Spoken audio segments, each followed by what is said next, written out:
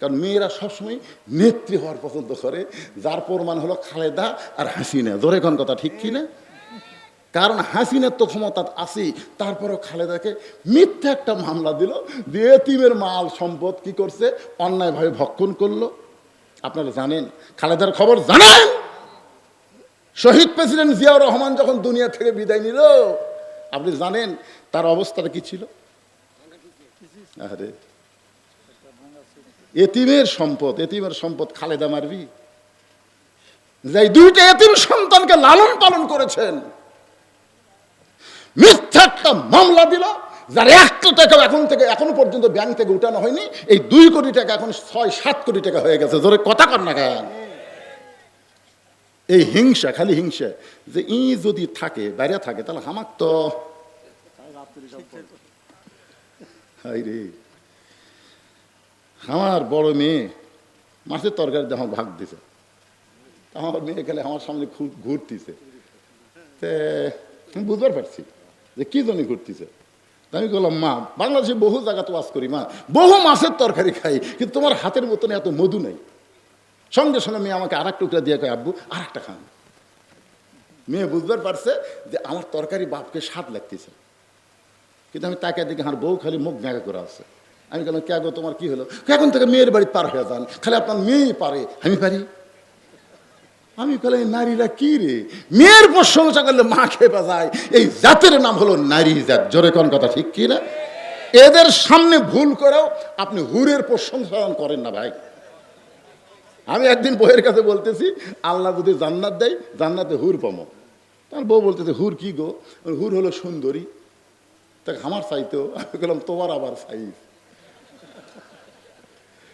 আমি হুরের নাকের কথা বলতেছি, নাক এরকম হবি, ঠোঁট এরকম হবি। কিছুক্ষণ পরে দেখতেছি বউ আমার বগলের মধ্যে বালুসলিয়া ঘর থেকে বের হয়ে যাচ্ছে। আমি বললাম, কি হলো? হুরলিয়া থাকো, হুরলিয়া থাকো, আমার কি দরকার? তোমাকে ভাত আনতে আমি দেই, কারেন্ট গেলে পাখার পাতা স্বামী করি, আর বেহেশতের হুরের ধান্দা করো। আমি তখনই কান ধরে তওবা করলাম, আল্লাহ আর জীবনে আমার বইয়ের সামনে হুর তো দূরের কথা, কোনো মেয়ে মানুষেরই প্রশংসা করা যাবি, খালি করিয়া দেখবেন কি হয়। খাদিজা বলতেছে, ইয়া রাসূলুল্লাহ, 1 নম্বর জান্নাতি ফাতেমা, আমি হব জান্নাতি নারীদের নেত্রী। রাসূল বলেন, খাদিজা আমি হলাম ঘোষণাকারী, দেওয়ার মালিক হলো আমার আল্লাহ। আল্লাহর নবী হচ্ছে বন্টনকারী। বন্টনকারী বোঝেন? দেওয়ার মালিককে আল্লাহ ঘোষণা করেছেন। সঙ্গে সঙ্গে খাদিজা নবীর ডান হাত কানা বুকের মধ্যে নিয়ে বলে, ইয়া রাসূলুল্লাহ, কোন আমলের কারণে আমাকে বাদ দিয়া আমার পেটের মেয়ে ফাতেমাকে আল্লাহ খাতুনে জান্নাত ডিগ্রি দিল? কোন আমলের কারণে ফাতেমা হবে জান্নাতি নারীদের নেত্রী? সে আমলটা না বলা পর্যন্ত আমি খাদিজা কিন্তু আপনার হাত আমি ছাড়ব। নবীর হাতটা ধরলেন, স্বামীর হাত। জোরে কোন, কার হাত? ঘরের মধ্যে যখন যাই তখন কি আর নবী আছে নাকি? আমি যত বড়ই বক্তা হই, আমার বইয়ের কাছে যখন আমি যাই তখন আর বক্তা থাকি? আপনাদের কি মনে হয়? আল্লাহ কোরআনে বলেছেন, হুন্না লিবাসুল লাকুম ওয়া আনতুম লিবাসুল লাহুন্না। স্বামী হলো বইয়ের পোশাক, বউ হলো স্বামীর পোশাক। ওই জায়গায় কোনো হুজুর হাজুর চলবি না। হুজুরগিরি বেড়া করো, ঘরের মধ্যে লয়। এখন স্বামী, নবী তো না, স্বামী মনে করে হাত একে চাপিয়া ধরছে। নবী মনে করলি বেয়াদবি হবি, কিন্তু স্বামী মনে করলে স্বামীর হাত ধরবি না, কার হাত ধরবি? কন অন্য কারো হাত ধরা যাবি? কথা কন না কেন, কার হাত ধরবি? কতগুলো মালয়েশিয়াত গেছে, এখন ওদের দেওয়ারা, যে বাড়ি দেখবেন মরদ মানুষ নাই, ওই বাড়ির ধার দিয়ে বেশি বেশি দেওয়ার খবর। ভাবি, ভাবি আমি বাজারে যাচ্ছি, আপনার কিছু লাগবে? তো ভাবি এসে বলতেছে, তুমি এত সুন্দর করে আমাকে ভাবি ডাকো, আর কলজা ভরে যায়। তবে ভাবি আপনার যে সাইজ, বুঝছেন, মনে হয় আপনার বিয়েই হয়নি। মেয়ে মানুষও খালি যদি বলেন আপনার সাইজ, ওরা খালি বয়স কম করলে ওরা খুশি হয়ে যায়। জোরে কর কথা ঠিক কিনা? আজকে ফেসবুকে দেখলাম একটা মেয়ে বলতেছে, শাকিব খানকে সবাই সুন্দর কয়, অথচ শাকিব খান আমার সিনিয়র। আমি যেখানে যাই আমার বুড়ি করা কয়, আর সাকিব খানও কেউ বুড়িয়া কয় না, আর কলজাত লাগে গেছে। এই মা, মোস্তাক আহমেদ বিয়ে করলো, তার বউকে যদি পর্দার মধ্যে রাখতো বাংলাদেশের কোন মরদ মানুষ জানতো না একটা বুড়া যুবতী বিয়ে করছে। জোরে কোন কথা ঠিক করে কথা কন না কেন? এই ধরা খাসে কখন? যখন তিশাকে বেপর্দা করে মানুষের সামনে নিয়ে গেছে, তখন কয় কে রে, এর না চাপা চুপা সব চামড়া ছুড়ে গেছে, এই ছুরিকলে ঘরে কেন, এটার মেয়ে নাকি? এক সাংবাদিক বলতেছে, চাচা এটা আপনার কোন পক্ষের মেয়ে?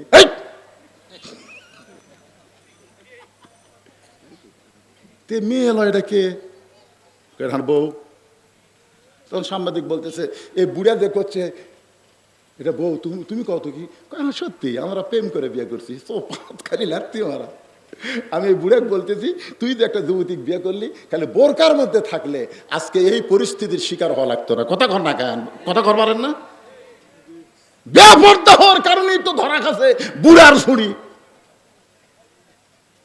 আমি বলতেছি রে নায়িকা, তুমি যদি তোমার দেহ প্রদর্শন না করতে, তাহলে দুনিয়ার কেউ জানতো না তুমি বুড়ি না ছুরি। কারণ পুরুষ মানুষ বাহিরে থাকবে, নারীরা ভিতরে থাকবে। পুরুষকে আল্লাহ মাটি দিয়ে তৈরি করেছে, পুরুষ যত বাহিরে থাকবে তত আল্লাহ পুরুষত্ব বাড়ায় দিবে। এজন্য আল্লাহ বলেছেন মসজিদের মধ্যেও পুরুষ থাকতে পারবে না।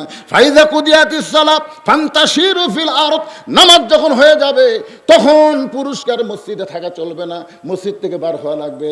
আর মেয়েদের জন্য আল্লাহ বলেছেন অকরনা ফি বুয়ুতিকুন্না। আপনারা বলেন তো, মাটির উর্বরা শক্তি ভিতরে না বাইরে? মাটি মাটি আদমকে আল্লাহ কি দিয়ে তৈরি করছে? মাটির উর্বরা শক্তি ভিতরে না বাইরে? ঘরের মধ্যে যদি কোনো গাছ লাগান, আপনার গাছ হবে? যতই সার খোল দেন হবে না। কারণ বাইরে হলো মাটি যত বেড়ে থাকবে তত মাটির উর্বরা শক্তি বেড়ে যাবে। আর হাড়ের সৌন্দর্য ভিতরে না বাইরে? হাড় হাড় হাড় বোঝেন না? আমাকে দেহের যে হাড়গুলো আছে, এই হাড়গুলো যদি অ্যাক্সিডেন্ট হয়ে কোনো জায়গার দাঁড় হয়, অন্য জায়গার চামড়া কাটায় নাও, হাড় কিন্তু ঢেকে দেয়। আপনারা বলেন তো, হাওয়াকে আল্লাহ কি দিয়ে সৃষ্টি করছে? জোরে বলেন কি দিয়ে? তাহলে হাড় মানে নারী, নারী যত ভিতরে থাকবে ততই নারীর দাম বেশি হবে। আর পুরুষ মানুষ যত বাহিরে থাকবে ততই পুরুষের দাম আল্লাহ বেড়ে দিবে।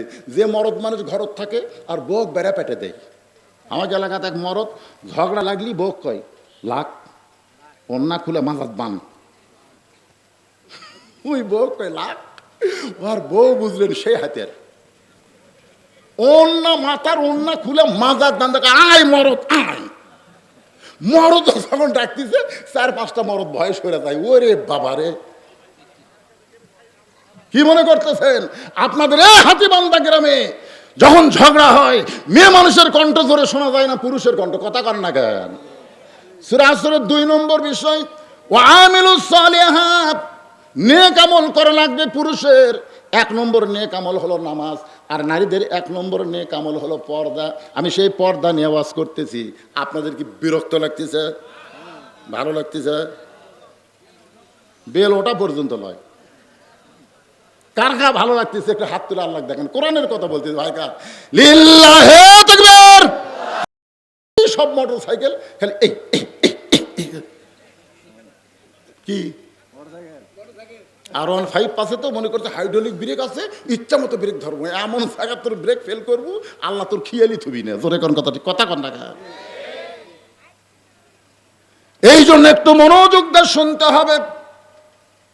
আমার মায়েরা যারা পর্দার অন্তরাল শোনেন, রাসূল খাদিজার কপালে চুম্বন দিয়ে বললেন, খাদিজা মৃত্যুর পরে আপনার কি খবর যদি শুনতে চান তাহলে শোনেন।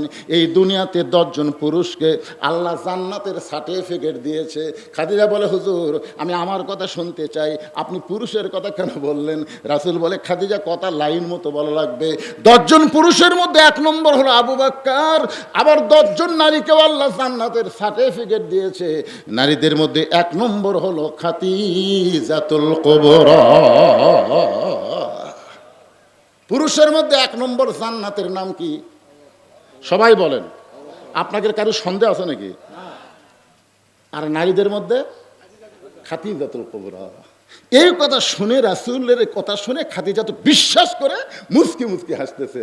আচ্ছা আপনার বলেন তো, আমাদের নবী কোনো কথা কি নিজের ইচ্ছাই বলে না আল্লাহর ইচ্ছাই? এটা স্বীকার করা লাগবে। মা ইয়ান্তিকু আনিল হাওয়া ইন হুয়া ইল্লা ওয়াহুই ইউহা।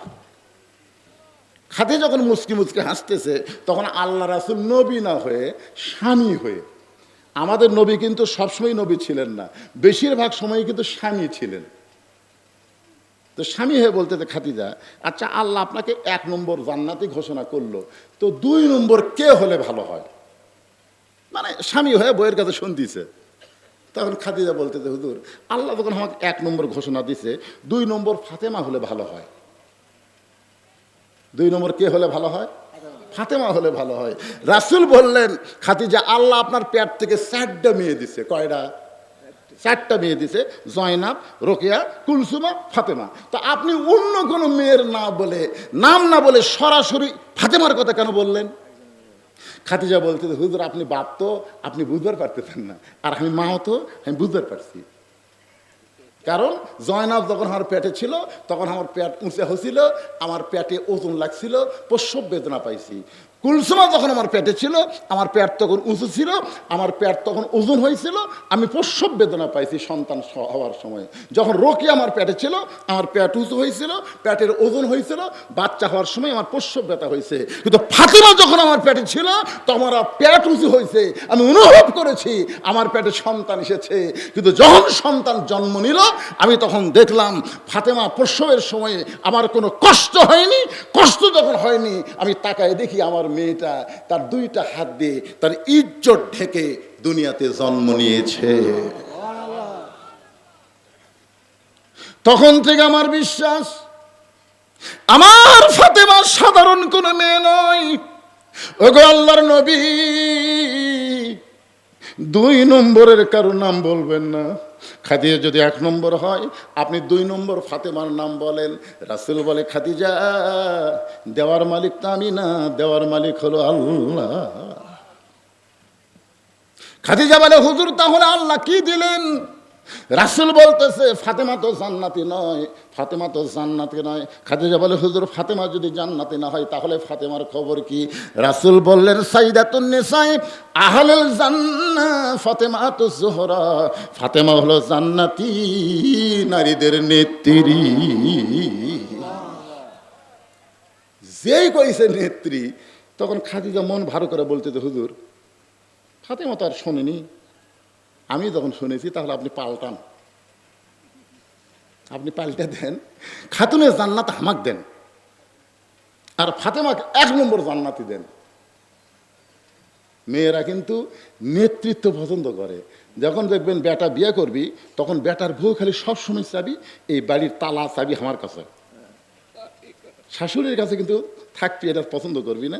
যা দেখতেছেন আমার ভাইয়ের এ সাইড আমার বাপসা স্যার, মানে এলাকার মধ্যে পাও দিবি এমন জায়গা কারো নেই। তো বলতেছে সবই যদি তোমাকে হয় আল্লাহর, তখন বলতেছে আল্লাহটা দেখবার গেলে 2 মিনিট হাঁটা লাগবে হুজুর, আল্লাহটা দেখবার গেলে 2 মিনিট হাঁটা লাগবে, চলো দেখে আসি। ওই হাঁটা হাঁটা মসজিদের কাছে নিয়ে যাওয়া বলতে, হুজুর এখানেও আল্লাহর কিছু ছিল না, এখানেও আল্লাহর কিছুই ছিল না, আমার চাচা আল্লাহ 10 শতক দিছে, আমার চাচা আল্লাহ 10 শতক দান করছে, আর আমরা টাকা পয়সা দিয়ে আল্লাহ ঘর বানা দিছি হুজুর। ফেরেশতারা বলতেছে, আল্লাহ এই দেশের নাম কি? যেই দেশে তোমার কিছুই নাই, ওর চাচা দান করলে তোমার জায়গা হয়, আর ওরা টাকা পয়সা দিয়ে ঘর বানা দেয়, এই দেশের নাম কি? একটা গান শুনছিলাম ছোট্টবেলায়, পরের জায়গা পরের জমি, সবাই বলেন পরের জায়গা পরের জমি, ঘর বানায় আমি রই, আমি কিন্তু জায়গার মালিক নই। জমিদারের ইচ্ছা মতন, জমিদারের ইচ্ছা মতন দেও না জমিন চাষ, তাই তো ফসল ফলে না রে দুঃখ 12 মাস। আমি খাজনাপাতি সবই দিলাম, তবু জমিন হয় যে নিলাম, এই দুঃখের কথা কারে কই? পরের জায়গা বলেন পরের জায়গা পরের জমি, ঘর বানায় আমি রই, আমি কিন্তু জায়গার মালিক নই। কলিজার মধ্যে যখন ঈমান থাকবে, তাসদিক বিল জানান যখন অর্জিত হবে, ওই ব্যক্তির কাছে দুনিয়াতে থাকার চাইতে যাওয়াটাই গুরুত্ব হবে। সবসময় দোয়া করবে, রব্বানা আতিনা ফিদ দুনিয়া হাসানাতাও ওয়া ফিল আখিরাতি হাসানা। আল্লাহ আল্লাহ, আখিরাত যদি সুন্দর পাওয়ার চাই তাহলে দুনিয়া সুন্দর করা লাগবে। আল্লাহ, দুনিয়া যদি সুন্দর না হয় আখিরাত কোনোদিনও সুন্দর হবে না। আমাদের বাংলাদেশকে সুন্দর করতে হবে, মানুষের তৈরি আইন দিয়ে চলবে না, আল্লাহর আইন দিয়ে আমাদের বাংলাদেশকে সুন্দর করা লাগবে। জোরে কোন কথা ঠিক না? তারপরে আখিরাত আপনি সুন্দর পাবেন। কি এরপরে আল্লাহ রাসূল বললেন, আমল বিল আরকান, ঈমান অনুযায়ী আমল করা লাগবে। ঈমান অনুযায়ী যত আমল আছে, 1 নম্বর আমলের নাম কি? আমলে সলেহ। 1 নম্বর আমল হচ্ছে সলাত। আপনারা সলে বলেন না? সলাত, সালাত। কারণ লা সলাতা লা ঈমানা, যার নামাজ নাই তার ঈমান নাই। বাইনাল আবদি ওয়াল কুফরি তরকুস সালাত, বান্দা আর কাফেরের মধ্যে পৃথক করার জিনিসটার নামই হলো নামাজ। এখানে আপনার যত মানুষ বসে আছেন, আপনারা কারা কারা মাগরিব এশার নামাজ পড়েননি? এটা আমি হাত তুলবার কমো না, আমি হাত তুলবার বলবো না, খালি নিজের বিবেক। সবচাইতে বড় আদালতের নাম হলো বিবেক। এই যে হিন্দু সিনহা বলছে, যখন আমি হাসিনার অধীনে বিচারপতি ছিলাম তখন আমার বিবেক ছিল না। আমি অন্যায়ভাবে কে কসাই কাদেরকে আমি আব্দুল কাদের বানাইছি। আব্দুল কাদেরকে আমি কসাই কাদের বানাইছি। দেল্লু শিকদারকে আমি দেলোয়ার হোসেন সাইদিকে দেল্লু শিকদার বানাইছি। তখন আমার বিবেক ছিল না, আমি বিচারপতি ছিলাম কিন্তু আমার বিবেক ছিল না। কিন্তু বাংলাদেশ থেকে যখন বাইর করে দিছে তখন ওর বিবেক খুলে গেছে। কিরে, যতদিন ঘুষের চাকরি করছে ততদিন আর বিবেক নাই। যেই চাকরি রিটায়ার করছে তখন আর বিবেক খুলে বলতেছে, আল্লাহ আমি আর ঘুষ খাবো না, আমি আর কোনোদিনও ঘুষ খাবো না। আল্লাহ কয়, কে রে পাগলা, আমার সাথে পাগলামি করিস? তুই এখন ঘুষ খাবার চাইলে পাবো কোথা থেকে? তোর চাকরি নাই। কখন কান দিচ্ছে, কথা কয় না। যখন হচ্ছে চামড়া ঢিল, আল্লাহর সাথে দিছে মিল। আমি দেখলাম আপনাদের মসজিদে একজন উঁচার ওপর বসে থেকে নামাজ পড়তেছে। ওই ব্যক্তির খোঁজলে দেখেন যৌবনকালে হয়তো মসজিদের দিকে ঘুরেও তাকায়নি। এখন বুড়া বয়সে আইসে কাতারবদ্ধ, যে কাতারে নামাজ পড়লে 27 গুণ সওয়াব হয়, ওরই জন্যে কাতারের সওয়াব থেকে আপনারা বঞ্চিত হচ্ছেন। কারণ কাতার সোজা করবার গেলে পায়ের গোড়ালের সাথে গোড়ালি মিল করা লাগবে। জোরে কোন কথা কন না কেন? কথা কন না কেন? নামাজে যে 13টা ফরজ আছে তার মধ্যে একটা ফরজ হলো দাঁড়িয়ে নামাজ পড়া। কথা কন। তো ওই লোকটা কি শান করে মসজিদে লিয়াচ্ছেন না হাঁটে হাঁটে যাচ্ছে? তা হাঁটে হাঁটে তাই আসা পারে, তাই বসে কেন?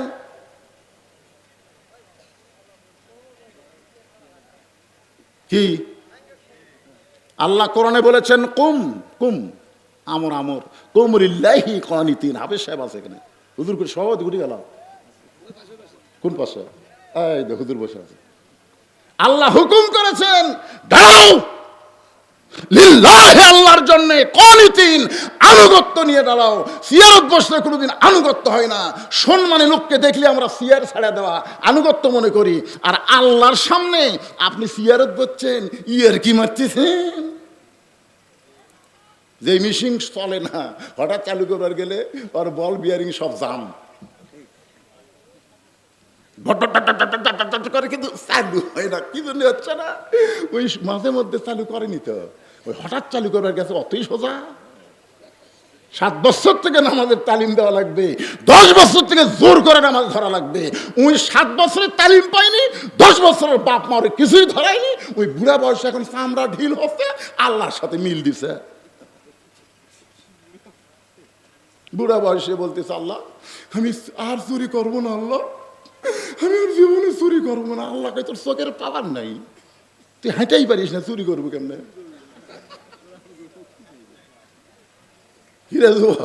বুড়া বয়সে তাই মিল দিবা? যখন হাসে চামড়া টাইট, আল্লাহর সাথে করে ফাইট। একটু মনোযোগ দেবেন। যারা যারা মাগরিব এশার নামাজ না পড়ে ওয়াজ শুনতেছেন, আপনাদের ওয়াজ শুনে লাভটা কতদূর হচ্ছে? কোন এক বক্তা ওয়াজ করছে যে টুপির উপর পাগড়ি পরে নামাজ পড়লে আল্লাহ 70 গুণ সওয়াব দেয়। সেই দিন থেকে লোকটা পাগড়ি পরে নামাজ পড়ে, কিন্তু হঠাৎ একদিন মসজিদে যায় দেখে পাগড়ি আনে নাই। ওই এখন চিন্তা করতেছে অনেক দূর বাড়ি, এ বাড়ির যা পাগড়ি আনতে তো অনেক কষ্ট, দরকার নাই। উনি চুপ করে বসে আছে। আমি দরকার হলে 27 গুণ, জামাতে নামাজ হলে কয় গুণ? 27 গুণ বাদ দিয়ে 70 ধরবো, এই নিয়ত করে বসে আছে। সমস্ত মুসলিম নামাজ পড়ে যখন বাড়িতে গেছে, উনি তখন একলা একলাই মসজিদের ভিতরে যায় এক টানে লুঙ্গি খুলছে। লুঙ্গি খুলে ওটা আড়াআড়ি ভাঁজ দিয়ে মাথার 3 প্যাঁচ দিয়ে রুকুর থেকে শেষ দাঁত গেছে। ইতিমধ্যে এক মুসল্লি মসজিদে ঢুকে থেকে সর্বনাশ। জীবনে বহু দেখলাম, এইরকম তো ন্যাংটা বাবা দেখিনি। 5 হাত মারছে থাবা, লাভ দুটো বললে আমারে মারলে কেন ভাই? বলে মরার কারণ হতো লুঙ্গি। আপনার চোখ নাই, লুঙ্গি আমার মাথায়। কেরে পাগলা, পরনে লুঙ্গি মাথাত কেন? বলে সোয়াবের আশায় ভাই। পাগড়ি পরা নামাজ পড়লে 70 গুণ সোয়াব, তুই জানিস না? লোকটা বলতে তো পাগল, পাগড়ি পরা হলো সুন্নত রে, আর লুঙ্গি পরা হলো ফরজ। পাগড়ি পরা হলো মুস্তাহাব আর লুঙ্গি পরা হলো ফরজ। ফরজ বাদ দিয়ে কেউ মুস্তাহাব আদায় করলে কোনো সোয়াব হয় না। এশার নামাজ পড়া হলো ফরজ আর ওয়াজ শোনা হলো মুস্তাহাব। এখন এশার নামাজ বাদ দিয়া যারা ওয়াজ শুনতিছে, তারা লুঙ্গি খুলিয়া মাথায় পাগড়ি পরিছে। সবাই আমার সাথে বলেন, এশার নামাজ বাদ দিয়া যারা যারা বলতেছে না মনে করবেন এরাই পড়েনি, এখনই চোর ধরা পড়বে। সবাই বলেন আমার সাথে, সুর মিলা বলেন, এশার নামাজ বাদ দিয়া যারা ওয়াজ শুনতিছে, তারা লুঙ্গি খুলিয়া মাথায় পাগড়ি পরেছে। আবার ওয়াজ শুনতে শুনতে যারা ফজর বাদ দিবে, তারা লুঙ্গি খুলিয়া মাথায় পাগড়ি পরিবে। আপনি বলেন, ইচ্ছা করে মাগরিব এশার নামাজ পড়েন নাই, ফজরের আগে যদি আপনি মরে যান, দুনিয়ার কত মানুষ আপনার জানাজার নামাজ পড়লে আপনি জান্নাতে যাবেন কি? আর এশার নামাজ জামাত আদায় করে যদি আপনি মারা যান, আপনার জানাজা যদি নাও হয়, ওই নামাজের ওসিলায় আল্লাহ আপনাকে জান্নাত দিবার পারে। জোরে কোন কথা ঠিক কি না? এই জন্যে ওয়ামিলুস সালিহা, নেক আমলের 1 নম্বর নেক আমল হলো নামাজ। জোরে বলেন, নাম কি? আরো জোরে। পুরুষ মানুষের জন্য 1 নম্বর হলো নামাজ, কিন্তু নারীদের জন্য 1 নম্বর কিন্তু নামাজ না। আমার মা বোনেরা যারা পর্দার অন্তরালে বসে আছেন, শুনে নেন, আপনাদের 1 নম্বর হলো পর্দা। পর্দা যদি না থাকে, মেয়েদের নামাজ কবুল হবে না, রোজা কবুল হবে না, মেয়েরা যাই করুক একটা আমলও কবুল হবে না। মেয়েদের আমল যদি কবুল করতে চায়, 1 নম্বর নেক আমলের নাম হলো পর্দা। জোরে বলেন, নাম কি? জোরে বলা লাগবে, নাম কি? অকরনা ফি বুয়ুতিকুন্না ওয়ালা তাবাররুজনা তাবাররুজাল জাহিলিয়াতিল উলা। এ মায়েরা, পর্দার অন্তরে যারা বসে আছেন, এমন ডোজ দেওয়া দিছি ভাই, চিল্লা চিল্লি তো দূরের কথা, ওরা বেঁচে আছে না মরে গেছে বোঝার উপায় নেই। কি মনে করতেছেন আমি বগুড়ার ছল? পুঁটি মাছ মারবার যায় ধরে আনি বল? বগুড়ার জনগণ বোঝেন না? মা বোনদের কোনো শব্দ আছে? আছে? কারণ মায়েরা আমাকে অত্যন্ত ভালোবাসে। কোন বক্তার ওয়াজ নিয়ে মেয়েদের ব্যাপারে তেমন, কিন্তু আমার ওয়াজ যখনই নেবেন, পুরুষের চাইতে নারীর সংখ্যা বেশি হবে। কারণ নারীরা জানে এই বক্তা ওয়াজ করবার যায় খালি মরদের ওয়াজ করে না, মেয়ে মানুষের ওয়াজ করে। জোরে কোন কথা ঠিক কথা বলেন?